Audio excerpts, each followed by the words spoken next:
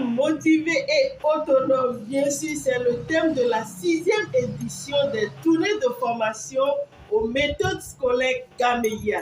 Et c'est pendant les congés de détente que cela aura lieu du 20 au 25. Où que vous soyez, parents, enseignants, apprenants, vous êtes concernés par cette formation. Et pour cette année, la spécialité, c'est qu'après cette tournée de formation, vous aurez la possibilité de continuer le suivi de vos enfants sur notre plateforme ONG Gameya. Et là, nous allons travailler avec vos enfants de manière à les amener à maîtriser ces méthodes au point de les rendre autonomes dans les études. Vous comprenez avec moi?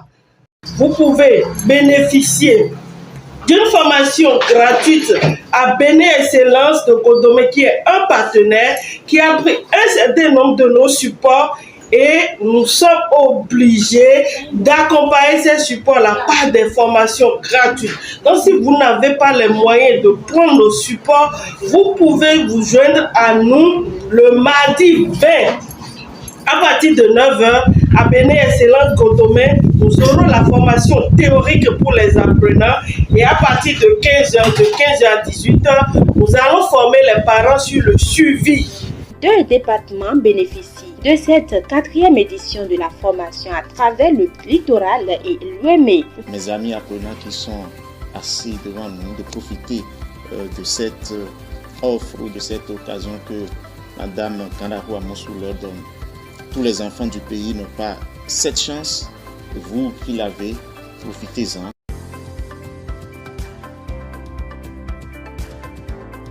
Lorsque j'ai pris fonction au niveau de la DSG, j'ai reçu à plusieurs reprises la visite de Madame Kandahou.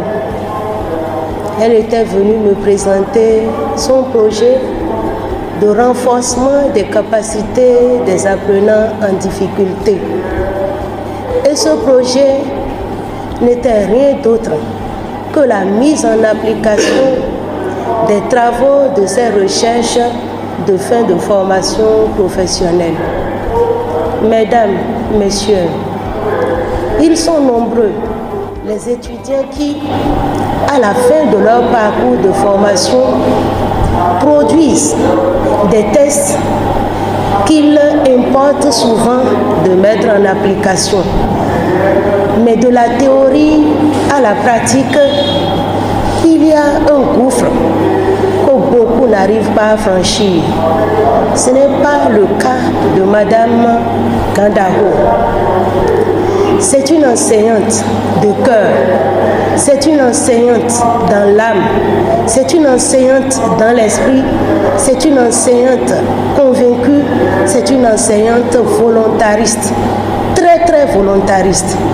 C'est une enseignante qui a à cœur d'élever ses apprenants, d'atteindre les objectifs qu'elle s'est fixés par rapport à ces derniers.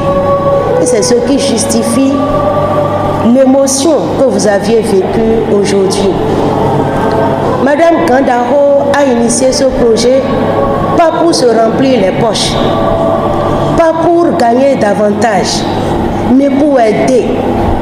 Après avoir pensé et réfléchi sur l'importance de la motivation intrinsèque, elle s'est dit qu'elle ne peut pas aider son pays si elle n'appliquait pas les résultats donc de ses recherches. C'est ce qui la motive. Des femmes comme elle, des hommes fonctionnant de la même façon qu'elle, c'est ce dont notre pays a besoin. Merci. En fait, l'ONG Gameya a fait un travail formidable.